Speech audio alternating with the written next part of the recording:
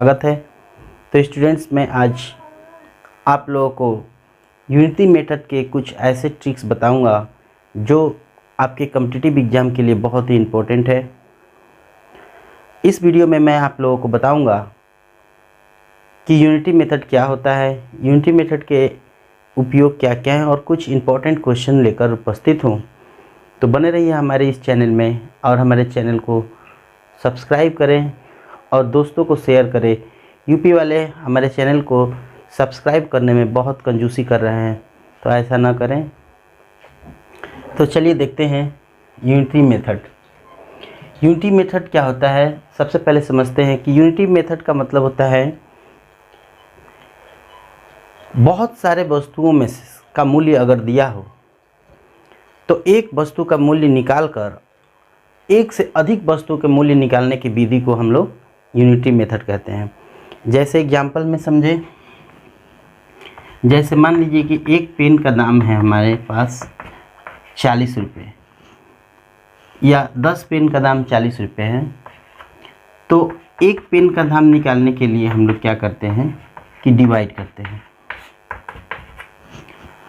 और एक से अधिक निकालना है, जैसे मान लीजिए कि 6 पेन निकालना है, 6 पेन्स का मूल्य हो जाएगा, तो मल्टीप्लाई करते हैं।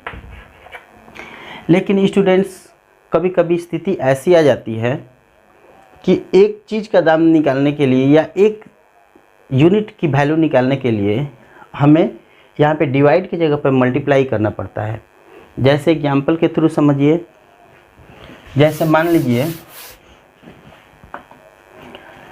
कि 4 मैन जो है किसी काम को 10 दिन में करते हैं। अब यहाँ एक मैन कितने दिन में करेगा, तो कितने लड़के क्या कर देंगे, डिवाइड कर देते हैं। तो ये गलत होता है। गलत क्यों होता है? क्योंकि यहाँ पे अगर डिवाइड करेंगे तो 10/4 होगा, इसका मतलब 5/2 मतलब 2.5 दिन में करेंगे, कहने का मतलब है। तो 4 आदमी जब 10 दिन में करते हैं तो क्या एक आदमी 2.5 दिन में कर देगा? गलत है। तो ये गलत कन्फ्यूजन में बदल जाता है स्टूडेंट्स को। तो ये स्टूडेंट्स ज़्यादातर कंफ्यूज होकर ये सब गलतियाँ करते हैं। तो गलती ना करें उसके लिए अब यहाँ पे हमें समझना है कि एक आदमी उसको 10 × 4 दिन अर्थात उसको 40 दिन में करेंगे।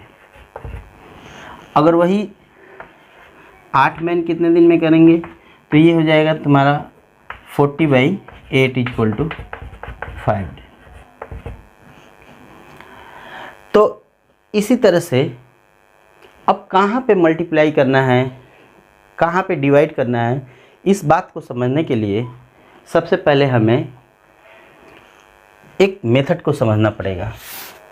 ये कन्फ्यूजन ना रहे, इसके लिए हमें 2 बातें समझना पड़ेगा। पहली बात, डायरेक्ट, और दूसरी बात इनडायरेक्ट वेरिएशन। डायरेक्ट और इनडायरेक्ट को हम लोग इन्वर्स भी कहते हैं, इन्वर्स वेरिएशन। डायरेक्ट और इनडायरेक्ट वेरिएशन जिसको समझ में आ गया तो हमारा जो सिस्टम है वो पूरा समझ में आ जाएगा और आपको किसी भी प्रकार की कोई दिक्कत नहीं होगी। तो डायरेक्ट में क्या होता है? डायरेक्ट में क्या होता है कि जब पहला वैल्यू बढ़ता है तो दूसरा वैल्यू ऑटोमेटिक बढ़ता है। जैसे 4 पेन का दाम अगर 10 रुपये है तो 8 पेन का दाम 20 रुपये होगा, तो 16 पेन का दाम 40 रुपये होगा। जैसे जैसे ये वैल्यू बढ़ रहा है वैसे वैसे हमारा ये रुपया भी बढ़ रहा है। तो ऐसा फंक्शन जिसमें पहला वैल्यू इंक्रीज होगा तो दूसरा वैल्यू भी इंक्रीज होता है, वो डायरेक्ट वेरिएशन में आता है। और इनडायरेक्ट वेरिएशन में क्या होगा कि जब पहला वैल्यू बढ़ता है तो दूसरा वैल्यू ऑटोमेटिक कम हो जाता है, और दूसरा वैल्यू जब कम होता है तो पहला वैल्यू बढ़ता है। मतलब कि एक घटेगा तो दूसरा बढ़ेगा, और पहला घटेगा तो दूसरा बढ़ेगा, और दूसरा घटेगा तो पहला बढ़ेगा। तो इसमें क्या है कि जैसे अगर कोई गाड़ी 100 किलोमीटर पर आवर की रफ्तार से जाती है तो वो मान लीजिए कि 12 घंटे में पहुंचती है किसी डेस्टिनेशन पर कहीं पे। तो अगर इसकी रफ्तार को मैं 50 किलोमीटर पर आवर कर दूं तो यहाँ पे 24 घंटा लगेगा इसको जाने में। अगर 25 किलोमीटर पर आवर की रफ्तार कर दूं तो यहाँ पे 48 घंटा लगेगा। तो यहाँ पे देखे हैं कि जैसे जैसे एक वैल्यू घट रही है वैसे वैसे दूसरी वैल्यू बढ़ रही है। अगर इसको घटाना है तो इसको बढ़ाना पड़ेगा, अगर इसको बढ़ाना है तो इसको घटाना पड़ेगा। कहने का मतलब है कि एक वैल्यू घटती है तो दूसरा वैल्यू बढ़ती है। अगर यही रफ्तार 100 के जगह पे 200 किलोमीटर प्रति घंटा की रफ्तार कर दें तो ये 12 घंटे के जगह पे 24 घंटे में पहुंच जाएगी। तो इस टाइप के वेरिएशन को हम लोग इनडायरेक्ट वेरिएशन कहते हैं। अगर दोस्तों ये बात आपको समझ में आ गई तो डायरेक्ट और इनडायरेक्ट वेरिएशन में आप किसी भी प्रकार के क्वेश्चनों को आसानी से कर पाएंगे, बहुत ही आसान ट्रिक से। तो चलिए हम क्वेश्चन के माध्यम से, यहाँ पे है 4 पेन का मूल्य अगर 100 रुपये है तो 10 पेन का मूल्य बताइए। तो इस टाइप के क्वेश्चनों को करने के लिए हमने एक एरो मेथड का इस्तेमाल किया। एरो मेथड के माध्यम से हजारों क्वेश्चनों का जवाब आसानी से दे पाएंगे हम लोग। तो इसमें क्या होता है, एक तरफ पेन लिख देंगे और एक तरफ उसका दाम लिख देंगे। जैसे 4 पेन का दाम है 100 रुपये, तो कह रहे कि 10 पेन का मूल्य कितना होगा, मूल्य ज्ञात करना है। तो यहाँ मैंने x मान लिया। तो एरो मेथड में क्या होता है कि सबसे पहले हम लोग अननोन की तरफ तीर लगा देते हैं, जैसे जिसका मूल्य बताना है। अब जैसे यहाँ पे है कि 4 पेन का दाम 100 रुपये है तो 10 पेन का दाम बताओ। ये भी पूछ सकता है कि 4 पेन का दाम 100 रुपये है तो बताओ कि 1000 में कितने पेन मिलेंगे, तो वो भी सॉल्व हो जाएगा। तो 4 पेन का दाम अगर 100 रुपये है तो 10 पेन का दाम बताना है। तो यहाँ पे मैंने बताया कि पहले जो अननोन है उसको x मान लेंगे और अननोन की तरफ तीर लगा देंगे। नेक्स्ट, अब हम लोग देखेंगे कि ये डायरेक्ट वेरिएशन में है कि इनडायरेक्ट वेरिएशन में है। तो यहाँ पे समझ लेते हैं थोड़ा सा कि अगर डायरेक्ट वेरिएशन में होगा तो तीर सेम लगेगा, अगर इनडायरेक्ट वेरिएशन में रहेगा तो तीर अपोजिट लगेगा। अगर ये बात आपको समझ में आ गई तो आप किसी भी प्रकार के प्रॉब्लमों को आसानी से कर पाएंगे। जैसे 4 पेन का दाम 100 रुपये, तो अगर पेन का दाम बढ़ाएंगे मतलब पेन की संख्या बढ़ाएंगे तो दाम भी बढ़ेगा, अर्थात एक बढ़ाते हैं तो दूसरा बढ़ता है। डायरेक्ट वेरिएशन है। तो इस डायरेक्ट वेरिएशन में सेम तीर लगेगा, जैसे इसके अनुसार तीर लगेगा। अब सॉल्व करने के क्या तरीके हैं, तो तरीका हमेशा सॉल्व करने का तरीका है head by tail. Head by tail constant होगा। हेड बाई टेल का मतलब 10/4। हेड इसका ये है तीर का और टेल इसका ये है। हेड ये है, टेल है, तो हमेशा हम हेड बाई टेल करेंगे। तो 10/4 इक्वल टू x/100। ठीक है, चाहेंगे तो यहाँ पे क्रॉस भी कर सकते हैं या क्रॉस मल्टीप्लाई भी कर सकते हैं। 4x इक्वल टू 1000, इसलिए x इक्वल टू 1000/4 250 रुपये। तो इसी तरह से हम लोग एरो मेथड का इस्तेमाल करेंगे। अभी इसमें बहुत सारे फंक्शन हैं, एरो मेथड का बहुत ज़्यादा इम्पोर्टेंस है। तो देखते हैं दूसरा। तो नेक्स्ट एक और इसी पर एक क्वेश्चन मैंने बना दिया कि 4 पेन का मूल्य 100 रुपये है तो 750 रुपये में कितना पेन मिलेगा। तो सिस्टम सेम रहेगा, यहाँ पेन और यहाँ इसका दाम। 4 पेन का दाम है 100 रुपये, तो कितना पेन मिलेगा 750 रुपये में। यही चीज़ यहाँ पे भी है, लेकिन यहाँ पे दाम दिया है पेन निकालना है। अननोन की तरफ पहला तीर लगा दीजिए। कंडीशन देखिए कि डायरेक्ट में कि इनडायरेक्ट में है, तो डायरेक्ट में सेम तीर लगेगा, इनडायरेक्ट में अपोजिट तीर लगेगा, उल्टा लगेगा। तो 4 पेन का दाम 100 रुपये है, तो पेन अगर बढ़ाएंगे तो दाम भी बढ़ेगा, तो इसका मतलब है कि ये डायरेक्ट में है। डायरेक्ट कंडीशन में तीर हमेशा सेम लगता है। तो हेड बाई टेल करेंगे, कंडीशन वही head by tail, head by tail. अब इसको हम लोग कटा भी सकते हैं, देखिए यहाँ से नीचे कटा देंगे, अर्थात 30 पेन का दाम 750 रुपये होगा। तो इसी तरह से हम लोग इस टाइप के क्वेश्चन को कर पाएंगे। तो और 6 लड़के किसी काम को 20 दिन में करते हैं, तो उसी काम को 8 लड़के कितने दिन में करेंगे। यहाँ पे है कि 6 लड़के किसी काम को 20 दिन में करते हैं, मतलब एक बॉयज़ हैं और एक दिन है। 6 लड़के किसी काम को 20 दिन में करते हैं, तो उसी काम को 8 लड़के कितने दिन में करेंगे। देखिए अननोन की तरफ तीर लगाइए, पहला काम आप अननोन की तरफ तीर लगाइए, उसके बाद क्वेश्चन को सॉल्व करने का प्रयास कीजिए। तो इसके बाद पहचानना है कि आपकी डायरेक्ट में है कि इनडायरेक्ट में है। तो मैंने बताया था कि डायरेक्ट में रहेगा तो तीर सेम लगेगा, और इनडायरेक्ट में रहेगा तो तीर अपोजिट लगेगा। आपको समझना है यहाँ पे। अब बताइए कि 6 लड़के किसी काम को 20 दिन में करते हैं, तो अगर लड़के हम बढ़ाएंगे, 20 लड़के दे देंगे, 100 लड़के दे देंगे, तो दिन कम होगा कि नहीं। जैसे मान लीजिए कि 6 आदमी किसी काम को 20 दिन में कर रहे हैं, तो अगर लड़कों की संख्या बढ़ाएंगे तो काम कम दिन में समाप्त होगा। तो ये बात क्लियर हो गई कि ये बढ़ाएंगे तो ये घटेगा। तो ये जब इस पहला फंक्शन को बढ़ाने से दूसरा फंक्शन घटता है, तो वो इनडायरेक्ट वेरिएशन में होगा। इस बात को आपको समझना पड़ेगा। अगर ये बात समझ में आ गया तो आप लोग किसी भी प्रकार के प्रॉब्लम को आसानी से सॉल्व कर पाएंगे। मैंने कहा कि लड़कों की संख्या जब बढ़ाएंगे तो दिन की संख्या घटेगी। तो इस बात से ये डायरेक्ट है, इनडायरेक्ट है।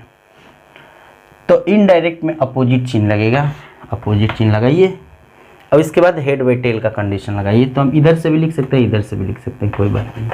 x/20 head by tail equal to head by tail. इसके बाद क्रॉस मल्टीप्लाई कर दीजिए। 8x is equal to 20 into 6 multiply नहीं किए, x is equal to 20 into 6/8। 4 5 20 15 है।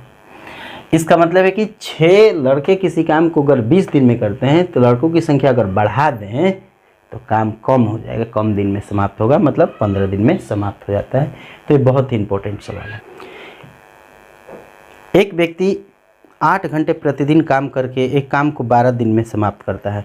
मतलब कि एक आदमी 8 घंटे रोज रोज काम करता है, तो उस काम को 12 दिन में समाप्त करता है। यदि वह 6 घंटे प्रतिदिन काम करे तो उस काम को कितने दिन में समाप्त करेगा। जैसे स्टूडेंट्स यहाँ पे आवर्स दिया है और यहाँ पे दिन का संबंध है, थोड़ा सा समझिए। अगर 8 घंटे प्रतिदिन काम करता है तो वह 20 दिन में काम कंप्लीट करता है। मतलब रोज रोज प्रतिदिन आवर पर डे, तो 20 दिन में समाप्त करता है। तो अगर 6 घंटे काम करेगा तो कितने दिन में समाप्त करेगा। तो यहाँ पे फिर देखिए कंडीशन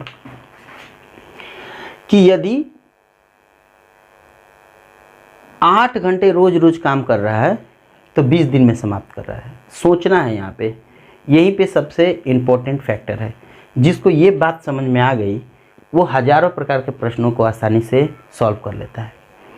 तो 8 घंटे रोज रोज काम करेगा तो 20 दिन में। तो अगर घंटों की संख्या कम कर दे, रोज रोज 26 घंटा काम करेगा, तो यहाँ दिन बढ़ेगा कि नहीं बढ़ेगा। इसका मतलब कि एक को घटाए हैं तो दूसरा बढ़ गया है, मतलब कि एक x बढ़ेगा घटेगा तो y बढ़ेगा, तो अपोजिट है। अगर पहला बढ़ता है दूसरा भी बढ़ता है तो डायरेक्ट है। अगर पहला बढ़ रहा है घट रहा है और दूसरा बढ़ रहा है, इसका मतलब पहला घटेगा तो दूसरा बढ़ेगा, तो इस कंडीशन में ये इनडायरेक्ट वेरिएशन है। तो इनडायरेक्ट वेरिएशन में अपोजिट तीर लगेगा, ये मैंने बताया है। अब नेक्स्ट वैसे ही हल करना है, x/20 हेड/टेल हेड/टेल क्रॉस मल्टीप्लाई 6x = 160, इसलिए x = 1/60/6।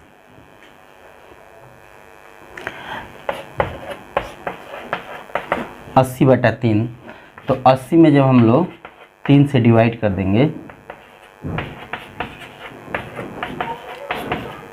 तो ये हो जाएगा 26 होल 2/3 डेज। मतलब कि अगर प्रति घंटा काम कम कर दे, 8 घंटा प्रतिदिन काम करे, 6 ही घंटा काम करे, तो वो 20 दिन के जगह पे 26 से 2/3 दिन में कंप्लीट करेगा। तो बहुत ही इम्पोर्टेंट प्रश्न है। तो स्टूडेंट्स जो हमारे चैनल पे नए हैं वो हमारे चैनल को सब्सक्राइब कर लें। जो students air force, Y group, railway, SSC, banking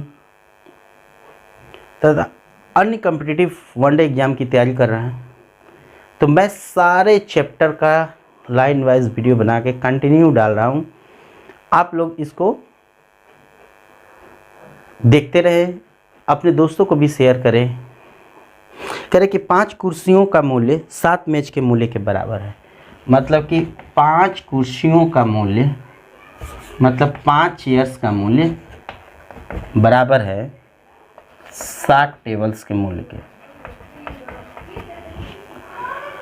एक कुर्सी का मूल्य 210 रुपये है, मतलब कि 1 चेयर का कॉस्ट जो है 210 रुपये है। तो एक मेज का मूल्य कितना होगा? तो एक टेबल का मूल्य बताना है। देखिए 5 कुर्सी का मूल्य 7 टेबल के मूल्य के बराबर है। तो जब 5 कुर्सी का मूल्य, तो देखिए 5 गुणे एक चेयर का मूल्य है 210 रुपये, तो ये हो जाएगा 7 टेबल के मूल्य के बराबर। जब मैंने एक चेयर का दाम 210 रुपये यहाँ रखा, तो 5 गुणे 210 मतलब 7 टेबल का दाम हो जाएगा 5 गुणे 210। तो यहाँ से एक टेबल का दाम निकालना होगा। तो यहाँ पे हम क्या करेंगे, 5 गुणे 210 बटा 7 कर देंगे, इसको डिवाइड कर देंगे। मतलब कि एक टेबल का दाम जो है 30 पचे 150 रुपये होगा। 150 रुपये का एक टेबल। तो इस टाइप से हम लोग, अब यहाँ पे बोलता है कि एक चेयर एक टेबल का मूल्य बताओ, तो एक चेयर का मूल्य और एक टेबल का मूल्य जोड़ देते हैं। एक घड़ी और एक पेन का कुल मूल्य 140 रुपये है। एक घड़ी और एक पेन का मूल्य 140 रुपये है। यदि एक घड़ी का मूल्य एक पेन के मूल्य से 6 गुना हो तो घड़ी का मूल्य ज्ञात कीजिए। एक घड़ी और एक पेन मतलब एक क्लॉक प्लस एक पेन का मूल्य है 140 रुपये, और एक घड़ी का मूल्य मतलब एक क्लॉक का मूल्य 6 गुणे एक पेन के मूल्य के बराबर है। तो इसका मतलब है कि एक क्लॉक का मूल्य 6 पेन के मूल्य के 6 पेन के मूल्य के बराबर है। तो एक क्लॉक के जगह पर हम लोग 6 पेन रख देंगे यहाँ पे। तो 6 pen plus 1 pen equal to 140 rupees. तो 7 पेन इज इक्वल टू 140/40। तो 1 पेन का कॉस्ट हो जाएगा हमारा 140/7 इक्वल टू 20 रुपीज़। तो स्टूडेंट्स एक पेन का दाम निकल गया। अब एक पेन का दाम निकल गया तो ले चल के घड़ी का दाम निकालना है। तो एक क्लॉक का मूल्य है हमारा 6 गुणे पेन का मूल्य। तो 6 गुणे एक पेन का मूल्य कितना है 20 रुपये। तो 120 रुपये होगा 1 कलाक का मूल्य।